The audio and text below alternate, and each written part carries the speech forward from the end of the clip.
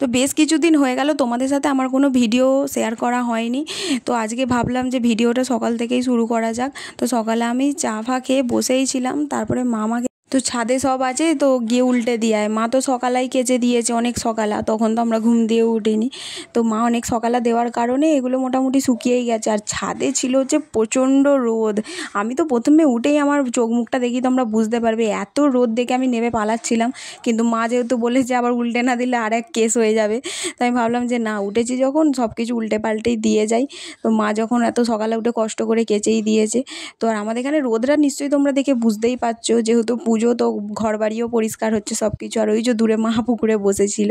আর এই মাঠটা কি তোমরা কেউ চেনো? যদি চিনে থাকো তাহলে আমাকে জানাবে। মাঠেতে এত কাশফুল হয়েছে, পুরো সাদা সাদা হয়ে আছে, অতটা হয়তো দূর থেকে বোঝা যাচ্ছিল না। তো তারপরেই দেখি নাকি আমার বৌমনি নিচে দিয়ে ডাক দিচ্ছে যে কাপড় কাকু এসছে, আসো কোন শাড়িটা নেবো আমাকে একটু দেখে দেবে। তো এই শাড়িগুলো তো আমার ঠিক পছন্দ হচ্ছিল না, আমি কাকুকে বলছিলাম যে অন্য শাড়ি দেখাও। আর পুজোর সময় তো একটু কেনাকাটি করতেই হয় বলো। তো দেখছো আমার শাড়ি দেখে আমার মনটা পুরো একদম খুশি খুশি হয়ে গেছে। তো তারপরে এই শাড়িটা দেখাচ্ছিল, এর বেশ অনেকগুলো কালার ছিল আর আমার এই শাড়িটা বেশ পছন্দ হয়েছিল।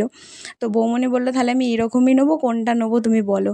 তো এর মধ্যেই একটা নিয়েছে, তো কোনটা নিয়েছে তোমরা কমেন্ট করে জানিও। তো এই ভিডিওটা এই পর্যন্তই থাক, পরের ভিডিওতে দেখা হবে। এর মতন সবাইকে বাই বাই।